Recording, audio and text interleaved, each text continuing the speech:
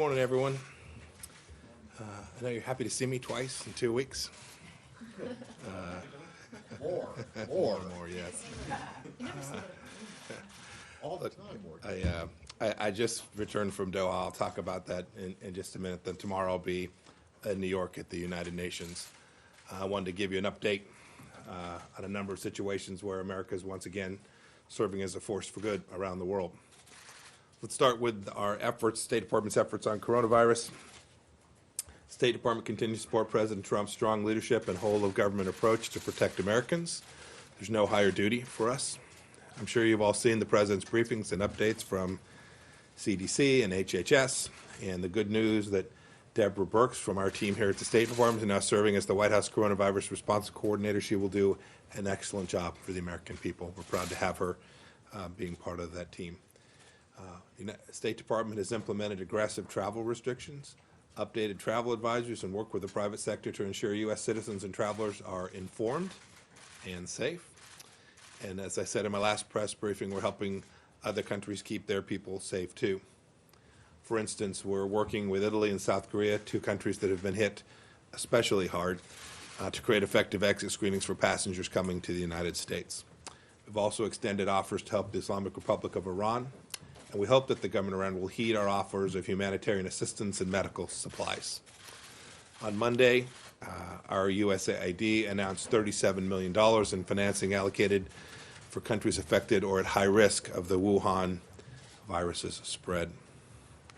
That comes on top of the $100 million in humanitarian assistance and delivery of more than 17 tons of assistance that the United States has sent to the Chinese people back in January. We are, the United States government is, deploying humanitarian assistance and personal protective equipment to more than 25 countries around the world.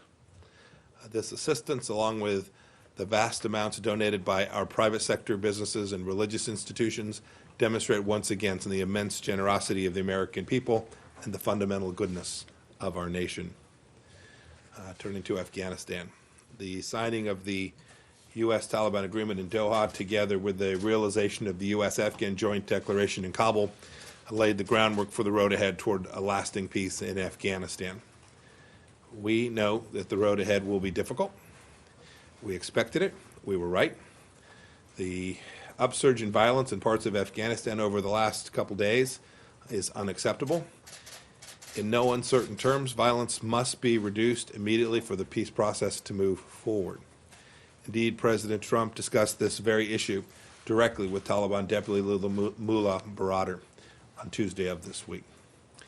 And while a reduction of violence is paramount, we also continue to press all sides to stop posturing, start a practical discussion about prisoner releases, knuckle down and prepare for the upcoming inter-Afghan negotiations.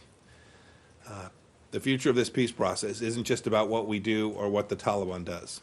It's about getting the Afghan people together to solve this problem that has plagued Afghanistan for now 40 years. We, the United States, has opened a door for you, the Afghan people, to come to the table to determine the future of your country. We'll stand with you. We're ready to support you. Do not squander this opportunity. In other news related, I received word this morning that the ICC Appeals Chamber authorized an investigation into the activities of the Taliban and U.S. and Afghan personnel there. This is a truly breathtaking action by an unaccountable political institution masquerading as a legal body. It is all the more reckless for this ruling to come just days after the United States signed a historic peace deal on Afghanistan, which is the best chance for peace in a generation. Indeed, the Afghan government itself pleaded with the ICC not to take this course.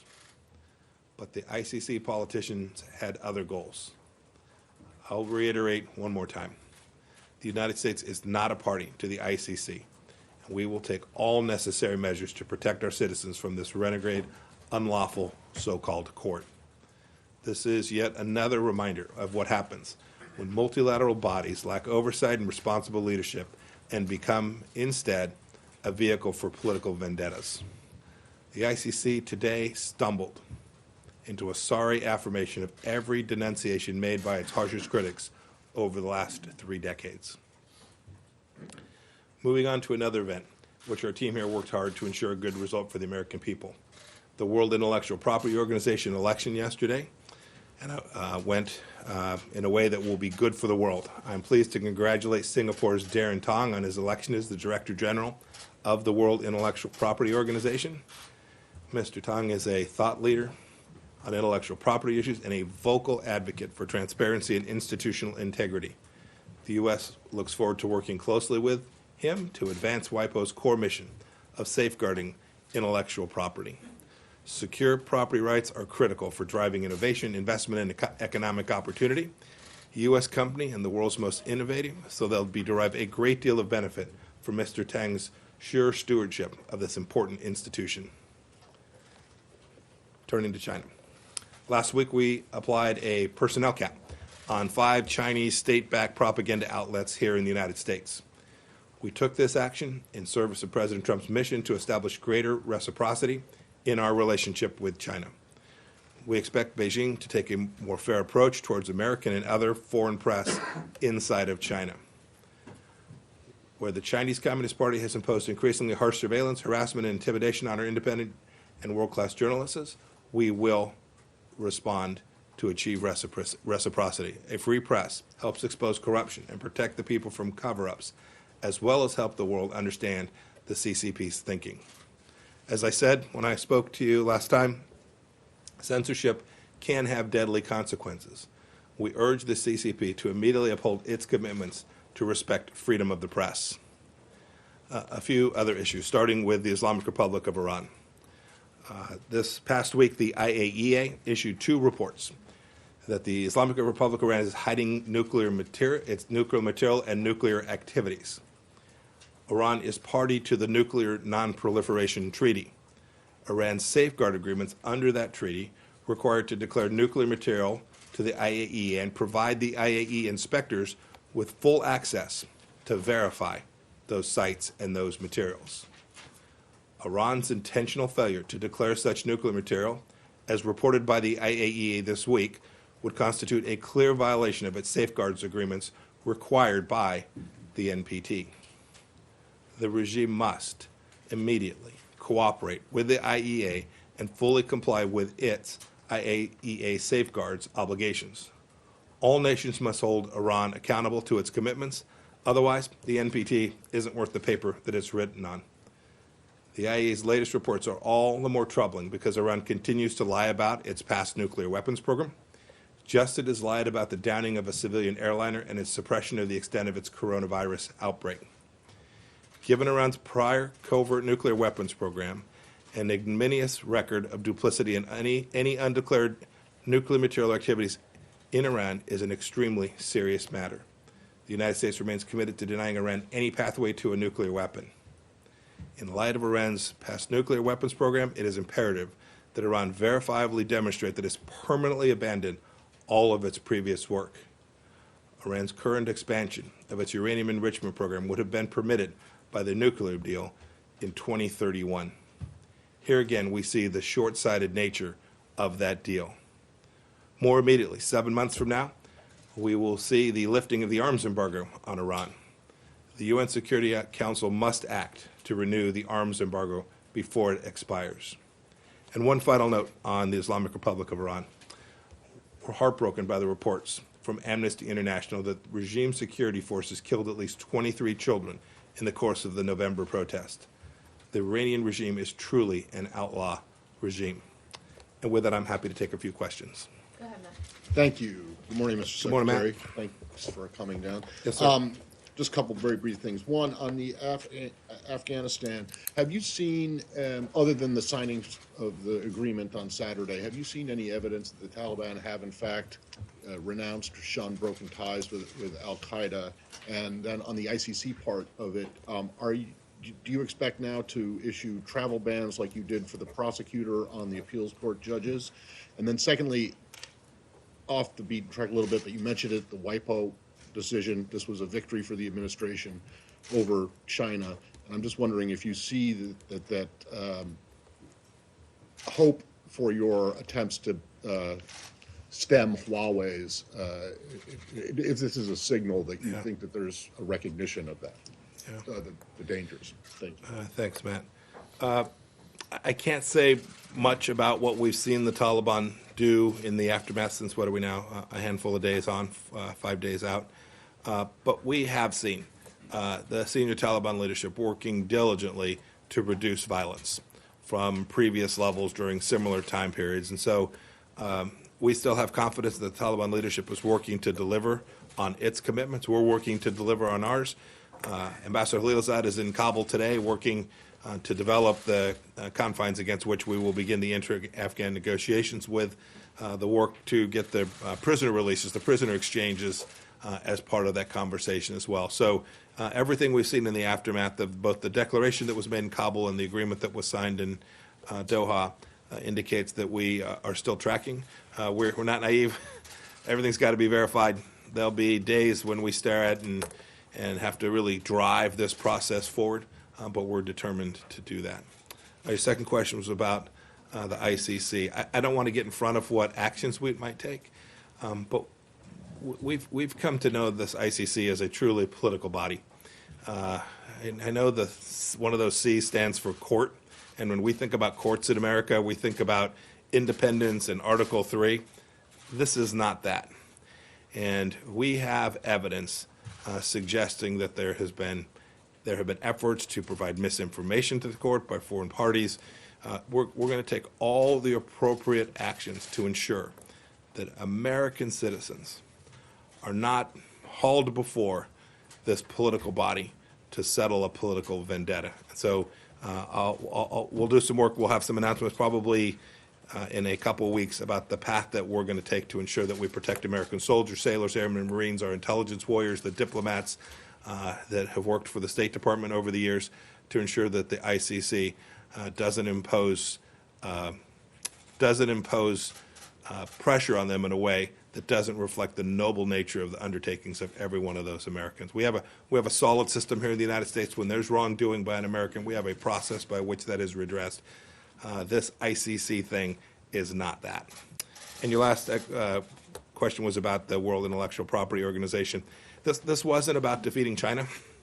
This was about the United States selecting the most capable candidate to deliver on intellectual property rights. We all know the history of China and property rights and intellectual property rights, right? They've stolen hundreds of billions of dollars of American intellectual property, harming citizens from Kansas to Iowa to Tennessee and Texas, destroying jobs here in the United States of America. The institution that sets the path forward at the UN is the World Intellectual Property Organization. We're very pleased with the outcome from the election yesterday. We think Darren Tong, the candidate from Singapore, will do a fantastic job of creating the standards, the rule of law, the transparency that institution deserves when it's at its best.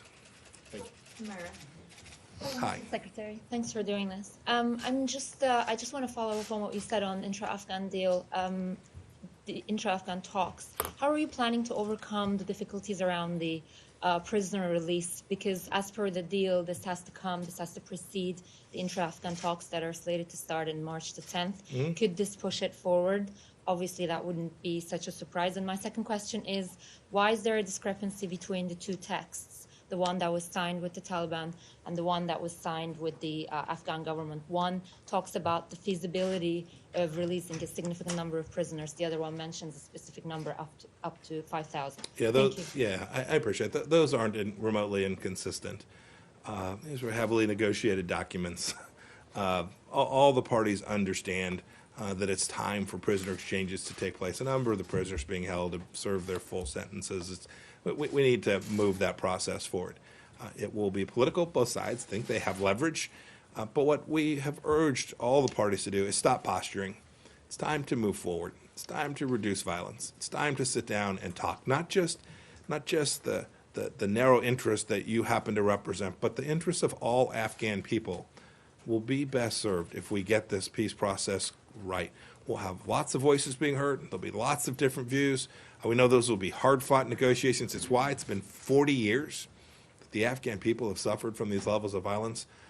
The president's guidance has been unmistakably clear. We're going to do everything we can to assist the Afghan people at saving Afghan lives, taking down violence in Afghanistan and in the region, while making sure every moment that we protect the homeland from the threat from terror that might emanate from Afghanistan, just as we do, trying to take down the risk of terror in Syria, from Iran, from lots of places around the world. We have an obligation to get that right, not just in Afghanistan, but everywhere.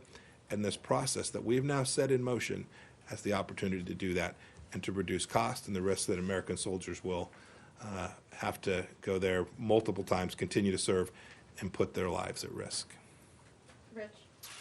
Hi, Mr. Secretary. Hey, Rich, good morning. Good morning. Are you satisfied with the E3's pace of addressing JCPOA violations? No, absolutely not. Okay. And would the United States then petition the UN Security Council for a snapback in sanctions on the JCPOA? Yeah, I don't want to get ahead of what decision we might ultimately make. No, we look. There's no secret. The reason I answered so quickly is there's no secret. We've chosen a different path forward than the E3 has with respect to the JCPOA. That's been public for an awfully long time. Our view is this. Our view is to isolate Iran, to put pressure on the Iranian regime, to deny them resources, to foment terror in Lebanon through Hezbollah, or in the Gaza Strip through Hamas and the PIJ, or the Iraqi militia, the Shia militias in Iraq. That's how we will ultimately convince the Iranian regime to change its behavior and provide an opportunity for the Iranian people to get the government that I know that they want. That's our theory. The theory of the case that the E3 had is a different one. They think the JCPOA best serves that. That's been a sharp disagreement. That hasn't changed. But we have been very pleased. The E3 executed or notified of the dispute resolution mechanism. That's a good step forward. We think that's positive.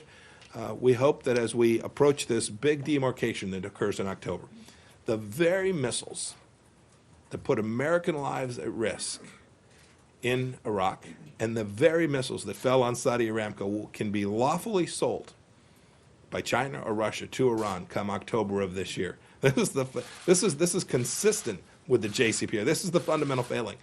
Iran will be free to buy conventional weapon systems from any willing seller come October of this year, just a handful of years after this ridiculous nuclear deal was signed. We're aiming to get that extended. We're aiming to get it fixed. It is important. It's important not just for the United States, but for European countries as well. I'll take one more. Last question, Nick Schifrin.